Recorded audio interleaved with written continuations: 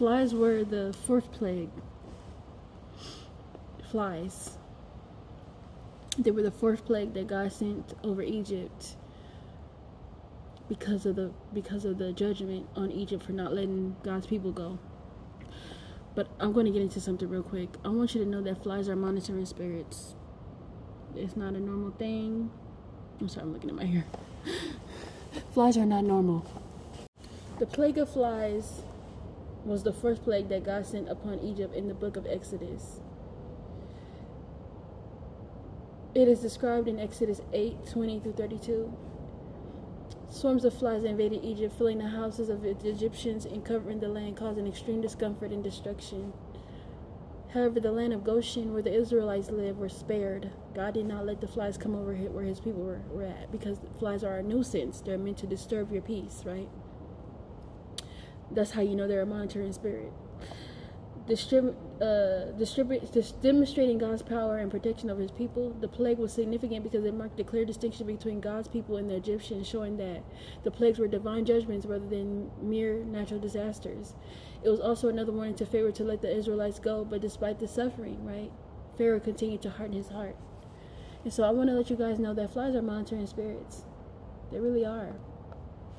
Amen. Beelzebub is the demon.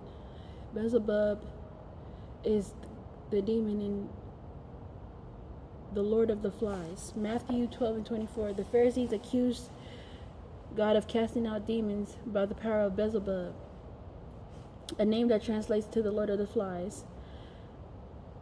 Beelzebub is a demonic prince known for deception, control, and corruption. Okay? Flies represent demonic infiltration. They are drawn to filth, decay, and destruction, right? Spiritually, too, right? Spiritually. Your house can be fully clean and you still will get a fly in there. Why? Because spiritual cleansing is needed. Amen? Monitoring spirits, also called familiar spirits, spying spirits, or demonic watchers, are spiritual entities assigned by the enemy to gather information and hinder your spiritual progress. They operate through people, objects, and even animals or insects.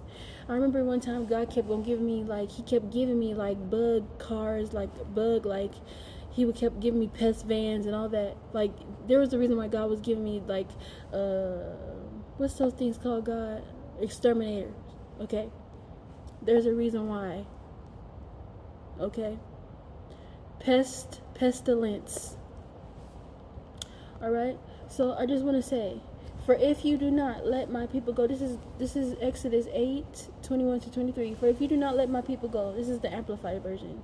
For if you do not let my people go, hear this: I will send swarms of flies on you and on your servants and on your people and into your houses, and in the houses of the Egyptians will be full of swarm of flies, and also the ground on which they stand.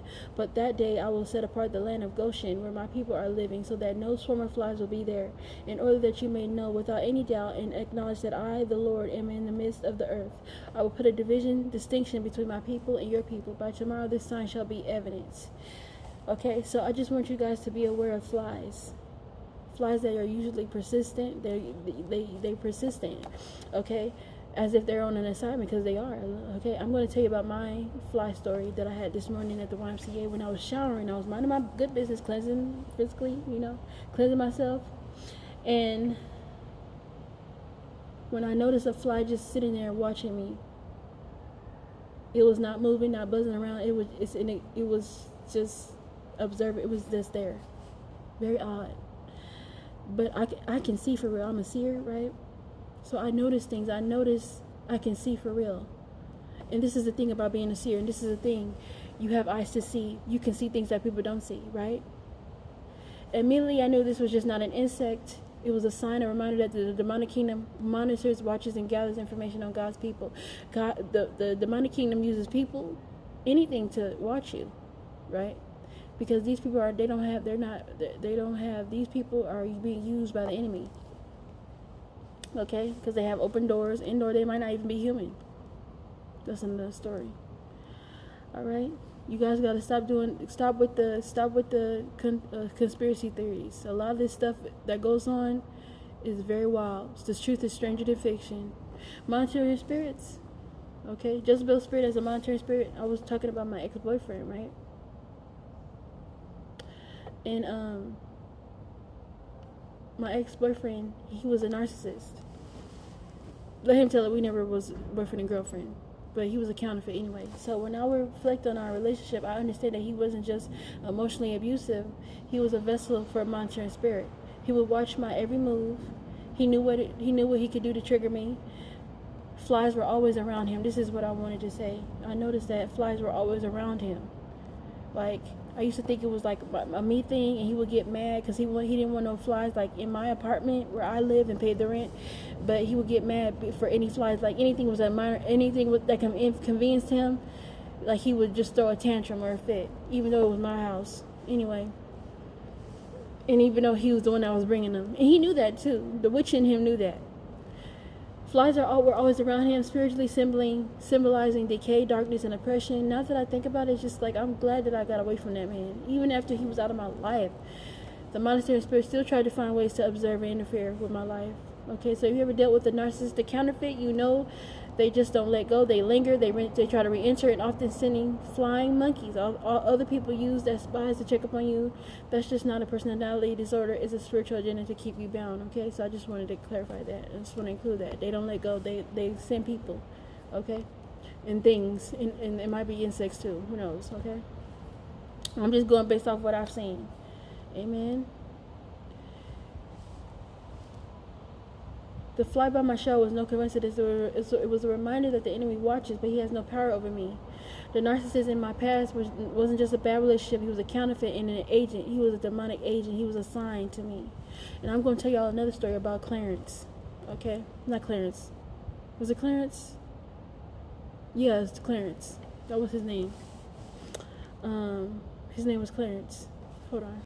And mind you, the movie, the Book of Clarence is so crazy because the Book of Clarence came out a year or maybe that same year when I met that man. The Book of Clarence, which is our absolute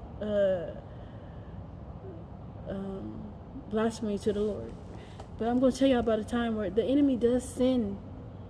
He does sin. He does. He sends men to you, and he sends his agents. Okay? But his demonic assignment is broken, okay? The Jezebel spirit has been exposed in my life, and just as God set Israel apart from the Israelites of Egypt, he is setting you apart from spiritual infiltration. Alright? So, you have to know when the enemy is trying to infiltrate. It's infiltration. He's watching me because he doesn't want me to get close to God. He's watching me because he doesn't want me to know who God is. Okay? He wants me bound.